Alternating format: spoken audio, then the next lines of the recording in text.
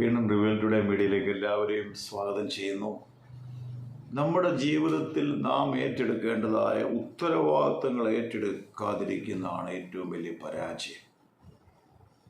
ഒരിക്കലേ ഒരു രാജാവിൻ്റെ സ്ഥലങ്ങൾ നമുക്കറിയാം, രാജാവിൻ്റെ അധീനതയിലാണല്ലോ എല്ലാം. അപ്പോൾ അദ്ദേഹത്തിന് അവിടെ എല്ലാം കൃഷി ചെയ്യണം എന്നുള്ളൊരു ആഗ്രഹം. അദ്ദേഹം പെട്ടെന്ന് അതിനെ പ്രാഗൽഭ്യമുള്ള വൈഭവമുള്ള കർഷകരെ തിരഞ്ഞു.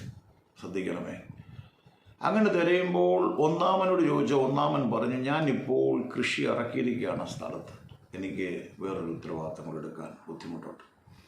രണ്ടാമത്തെ ആളോട് പറഞ്ഞു, അദ്ദേഹം പറഞ്ഞു, ഞാൻ ആ ചെയ്യുന്നിടത്തു നിന്നും വേറൊന്നുകൂടെ ചെയ്യാൻ എനിക്ക് എന്നെ കൊണ്ട് അത് ബുദ്ധിമുട്ടാണ്, കാരണം എനിക്കിതിൽ അധികം ശ്രദ്ധിക്കാൻ ഒക്കത്തില്ല.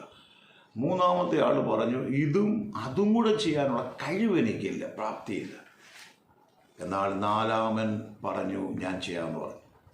രാജാവിന് സന്തോഷമായി. രാജാവ് അവന് കൃഷിയിടങ്ങൾ കൊടുത്തു.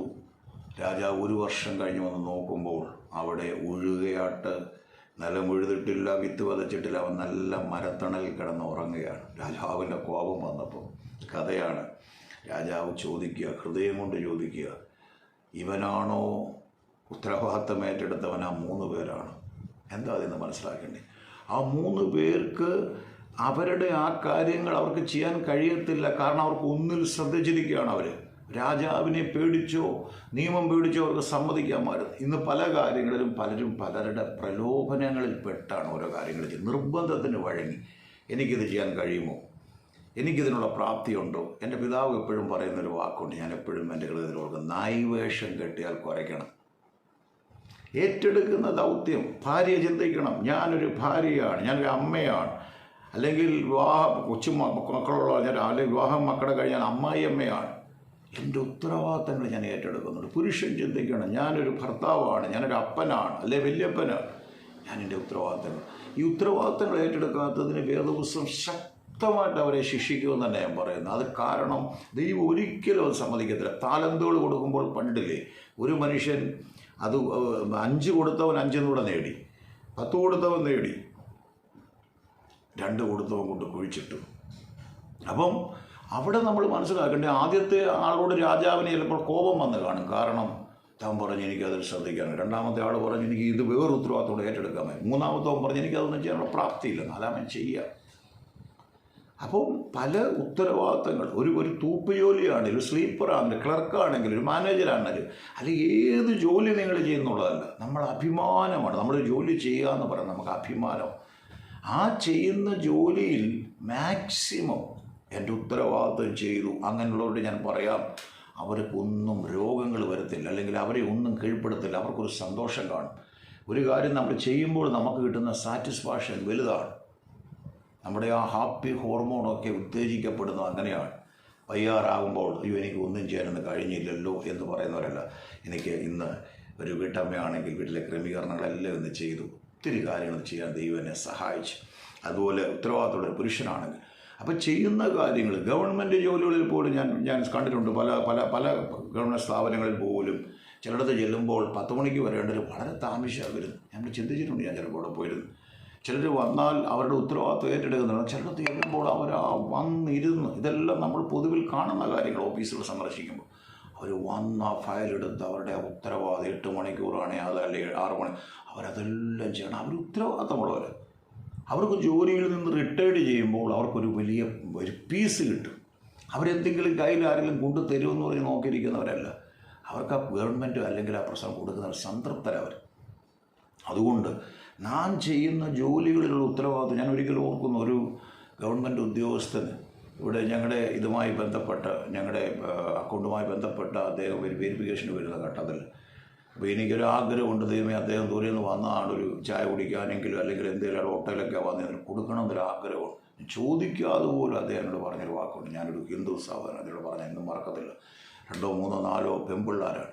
അദ്ദേഹം പറഞ്ഞു, ബ്രദറെ, അല്ലെങ്കിൽ എന്നെ വിളിച്ച്, അല്ലെങ്കിൽ എൻ്റെ ജീവിതത്തിൽ ഇന്ന് വരെ എനിക്ക് ഗവൺമെൻറ് തരുന്ന അല്ലാതെ ഞാൻ കൈ നീട്ടിട്ടില്ല, ആരുടെ ചെയ്യത്തില്ലെന്ന് ഞാൻ എടുത്തൊരു തീരുമാനം.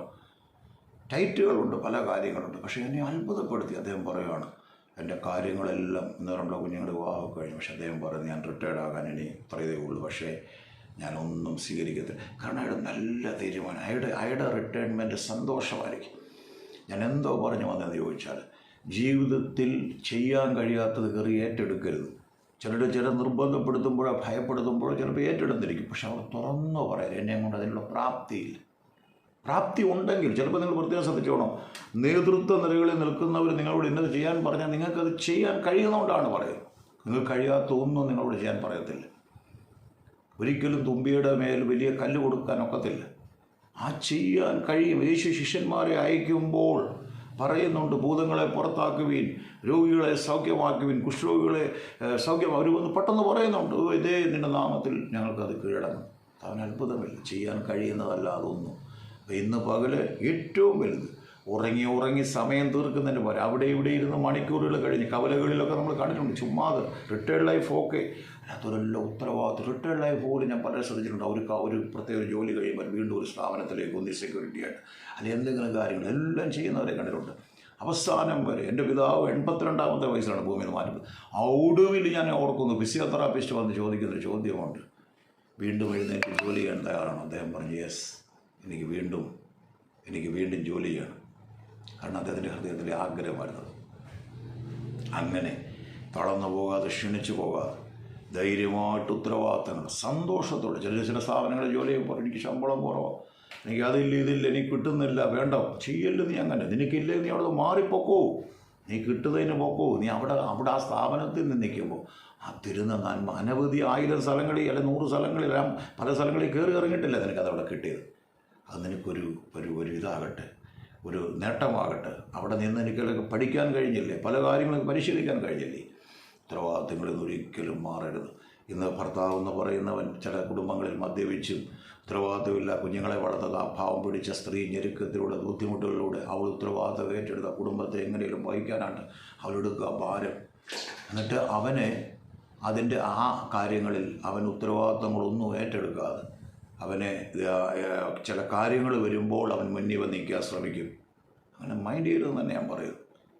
ഒരു കുടിക്കണ്ടെന്നോ ഞങ്ങളുടെ വ്യവസ്ഥ ഇപ്പം ഞങ്ങളുടെ ഇതിൽ പറഞ്ഞാൽ മദ്യപിക്കരുതെന്ന് തന്നെ പറയും. ഞങ്ങളെ വ്യവസ്ഥ ശക്തമായി എതിർക്കുന്നുണ്ട്, അതിനെ ദൈവരാജ്യം കാണത്തില്ല. പക്ഷേ ഞാൻ നിങ്ങളോട് പറയും, എന്നാൽ മാനം മര്യാദയ്ക്ക് അങ്ങനെയൊക്കെ ഉപയോഗിച്ച് ജീവിക്കുന്ന വ്യക്തികളുണ്ട്. അവരൊക്കെ പക്ഷേ ഉത്തരവാദിത്തങ്ങളോട് ഏറ്റെടുത്താണ്. ഇത് ഭാര്യയും മറന്ന് കുഞ്ഞുങ്ങളെ മറന്ന് അവനെ എന്തിനവനിവൻ വിവാഹം കഴിച്ച്, എന്തിനാണിവൻ കുഞ്ഞുങ്ങളെ ജനിപ്പിച്ച്, ഓർക്കുമ്പോൾ വലിയ പ്രയാസം. ഉത്തരവാദിത്തങ്ങൾ ഏറ്റെടുക്കാത്തവനെ ശക്തമായി താക്കീത് കൊടുക്കണം. കാരണം അവനവൻ്റെ റോള് അവിടെ. ആ ഒന്നാമൻ പറഞ്ഞു, എനിക്കത് പറ്റത്തില്ല, എനിക്ക് എൻ്റെ ജോലിയിൽ എനിക്ക് ശ്രദ്ധിക്കണം. രണ്ടാമൻ പറഞ്ഞ് രണ്ടും കൂടെ എനിക്ക് പറ്റത്തില്ല. മൂന്നാമൻ പറഞ്ഞ് എനിക്ക് അതിനുള്ള പ്രാപ്തിയില്ല. പക്ഷെ നാലാമൻ മരത്തണലിൻ്റെ അടിയിൽ കിടന്നവൻ ഉറങ്ങുക, ഉത്തരവാദിത്തങ്ങളിൽ നിന്ന് മാറി. അതുകൊണ്ടാണ് കാര്യം തീർക്കുന്ന നാളിൽ നിൻ്റെ കരങ്ങൾ ബലപ്പെട്ടിരിക്കുമോ എന്നൊക്കെ ചോദിക്കുന്നതിൻ്റെ കാര്യം അതാണ്. അതുകൊണ്ട് നമുക്ക് ഉത്തരവാദിത്തം, ഞാനിന്ന് ശുശ്രൂഷിക്കുമ്പോൾ എനിക്കറിയാം, ഞാനൊരു ദൈവദാസനാണ്, എനിക്കൊരു കൂട്ടായ്മയുണ്ട്, എനിക്ക് അതിൻ്റെ വലിയ ഉത്തരവാദിത്തങ്ങൾ അവരെക്കുറിച്ച് എനിക്കുണ്ട്. ഞാനൊരു ഭർത്താവാണ്, എൻ്റെ അപ്പനാണ്, ഒരു അമ്മായിയപ്പനാണ്, ഒരു വല്യപ്പനാണ്. ഈ ഉത്തരവാദിത്തങ്ങൾ എൻ്റെ ജീവിതത്തിലുണ്ട്. ഇതൊന്നും എനിക്ക് മാറാനൊക്കത്തില്ല. എനിക്ക് അതിൽ നിന്നും എനിക്ക് ഒളിച്ചോടാനൊക്കത്തില്ല. ജീവിതത്തിൽ നിന്ന് എനിക്ക് ഒളിച്ചോടാനില്ല. പെട്ടെന്ന് ആത്മഹത്യ, പെട്ടെന്ന് തീരുമാനങ്ങൾ എടുക്കുന്നവർ രക്ഷപ്പെട്ടു എന്ന ധാരണ അല്ല. ഒളിച്ചോടാനുള്ളതല്ല ജീവിതം. അവിടെ നിന്ന് പടപൊരുതി ജയിച്ച് മുന്നേറാൻ ലക്ഷ്യങ്ങൾ ഹൃദയത്തിൽ യഥാർത്ഥമായിട്ടുള്ളവരെന്ത് ചെയ്യാന്നറിയോ? ഞാൻ പുസ്തകത്തിൽ വായിച്ച അവർ നോക്കിയ വഴി മാറി സഞ്ചരിച്ചാണെങ്കിൽ ലക്ഷ്യത്തിലേക്ക് അവർ പോകും. പുതുവഴികൾ അവർ വെട്ടി തുറക്കും. കുഞ്ഞുങ്ങൾ നമ്മളെ ശ്രദ്ധിച്ചുകൊണ്ടിരിക്കുക. എനിക്ക് എൻ്റെ പിതാവ് മാതാവ് എൻ്റെ ഭൂമിയിലില്ല. എനിക്ക് അഭിമാനത്തോടെ പറയാൻ കഴിയും, എൻ്റെ അമ്മ ഉത്തരവാദിത്തം ഏറ്റെടുത്ത ഒരാളാണ്. ഭാരിച്ച ഉത്തരവാദിത്തം, ഭയങ്കരമായ ഉത്തരവാദിത്തം. എല്ലാ മണ്ഡലങ്ങളിലും എൻ്റെ അമ്മ ചേർന്ന്, എൻ്റെ പിതാവ് ഭാരിച്ച ഉത്തരവാദിത്തങ്ങൾ ഏറ്റെടുത്ത വ്യക്തിയായിരുന്നു. ഇന്നും അവരെ എന്നെ വിട്ട് കടന്ന് ഞങ്ങളെ പോയിട്ട് ഞങ്ങൾ ഇന്നും അത് പറയാൻ കാരണം, ഉഴപ്പൻ എൻ്റെ പിതാവ് ഒരു ദിവസം പോലും വയ്യാന്ന് പറഞ്ഞ് കിടക്കുന്ന ഞാൻ കണ്ടിട്ടില്ല. വയ്യാത്ത ഘട്ടങ്ങളിൽ പോലും അദ്ദേഹം ജോലിയോടുള്ള സമർപ്പണം, ഉത്തരവാദിത്തങ്ങൾ ഏറ്റെടുത്ത്. എനിക്കിന്നത് മാത്രമേ പറയാനുള്ളൂ.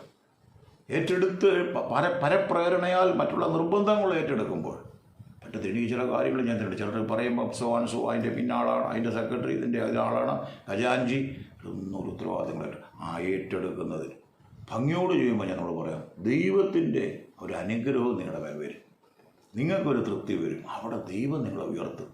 അവിടെ ചിലപ്പോൾ തരുന്ന വേതനം കുറവായിരിക്കും, ദൈവം പുതുവഴികൾ നിങ്ങൾക്ക് തുറക്കും. അതുകൊണ്ട് എനിക്ക് ഈ ചെറിയ സന്ദേശം ഇത് മാത്രമേ പറയാനുള്ളൂ. ജീവിതത്തിൻ്റെ ഉത്തരവാദിത്തങ്ങൾ ഏറ്റെടുക്കാത്തവർ, ഒരു ദൈവവചനത്തിനകത്തൊരു ഭാഗമുണ്ട്, കുടുംബത്തിന് ഉത്തരവാദിത്തം ഏറ്റെടുക്കാത്തൊരു വ്യക്തി വിശ്വാസം ത്യജിച്ച് കളഞ്ഞ അധമഭാവിയെക്കാട്ടിലും കുഴപ്പക്കാരനാണ്. അല്ലേ? ചില സ്ത്രീകൾ പറയത്തില്ലേ, എൻ്റെ ജീവിച്ചിരുന്ന എൻ്റെ ഭർത്താവ്, ഇന്നലെ ഒരു സീരിയൽ നടിയാണ്, ഒരു സിനിമാ നടി, അവർ പറഞ്ഞേക്കുന്നത് ഇങ്ങനെയാണ്, എൻ്റെ ഭർത്താവ് പോയതോടെ എല്ലാം പോയി, മക്കളുണ്ട്, എല്ലാം ഉണ്ട്. അവർ പറഞ്ഞ് തുണയായി നിന്ന്, ഞാനൊന്നും അറിഞ്ഞിട്ടില്ല. അവരെ പറയുന്ന സാക്ഷ്യം പറയണം, ആ നാഴിക മുതൽ ഞാൻ ശൂന്യതയില്ല, ഞാൻ ഇരുട്ടില്ലായി, ഞാൻ ഒറ്റപ്പെട്ടു പോയി, ഞാൻ അനാഥയായി. അതുകൊണ്ട് കിട്ടുന്ന സന്ദർഭങ്ങളെല്ലാം സ്ത്രീകൾ പ്രത്യേകം ശ്രദ്ധിച്ചോണം. ഭർത്താവ് രോഗിയായിരിക്കാം, ബലഹീനനായിരിക്കാം, കുറവുള്ളവനായിരിക്കാം, പക്ഷെ അവൻ ഈ ലോകത്തിൽ പോകുമ്പോൾ നിനക്ക് ലോകം ഒരു പേരിടും, വിടോ, വിധവ. വിധവയെന്ന് പറഞ്ഞാൽ ഈ മതിലുകൾ പൊളിഞ്ഞെന്ന് പറഞ്ഞാൽ ഇതേ ഉള്ളൂ, അവർക്കൊരു സുരക്ഷിതത്വമില്ല. ഞാൻ മക്കൾ നോക്കുന്നില്ലെന്നോ കരുതുന്ന അതൊന്നുമല്ല ഞാൻ പറഞ്ഞു, ഞാൻ എന്തൊരു ഒരു ഫാക്റ്റാണ് പറയുന്നത്. അവിടെ തുണയാ ഭർത്താവ്, ആ കരുതൽ, ആ ചിറക് പൊളിഞ്ഞത്, ശൂന്യത നമുക്ക് ഫീൽ ചെയ്യും. അതുകൊണ്ട് എല്ലാവരും നിന്നുകൊണ്ട് കണ്ണുള്ളപ്പോൾ കണ്ണിൻ്റെ വില അറിയത്തില്ലെന്ന് പറയുമ്പോൾ വിലയോടെ കാണുക. പുരുഷന്മാർ കേൾക്കുന്നുണ്ട്, ഉത്തരവാദിത്തങ്ങൾ ഏറ്റെടുത്തുകൊണ്ട് എല്ലായിടത്തും സ്ത്രീകൾ ചെയ്യേണ്ട ഡ്യൂട്ടി അവർ ചെയ്യട്ടെ, പുരുഷൻ ചെയ്യേണ്ടത് പുരുഷന്മാർ ചെയ്യാത്തപ്പോഴാണ് സ്ത്രീകൾ ആ സ്ഥാനത്തേക്ക് കയറുന്നത്. എല്ലാവരും ഉത്തരവാദിത്തം, നമുക്കറിയാം, രണ്ടുപേരും കൂടെ തുഴഞ്ഞ് ഭാര്യ ഭർത്താവ് ജോലി ചെയ്ത് സന്തോഷത്തോട് ഉത്തരവാദിത്തങ്ങൾ ഏറ്റെടുത്ത് ജീവിക്കുന്ന ധാരാളം കുടുംബങ്ങളുണ്ട്. നമുക്ക് ഒന്നിച്ച് മുന്നേറാം. അതിന് ദൈവം നിങ്ങളെ സഹായിക്കട്ടെ. ഉത്തരവാദിത്തങ്ങൾ ഏറ്റെടുക്കാൻ മറക്കരുത്.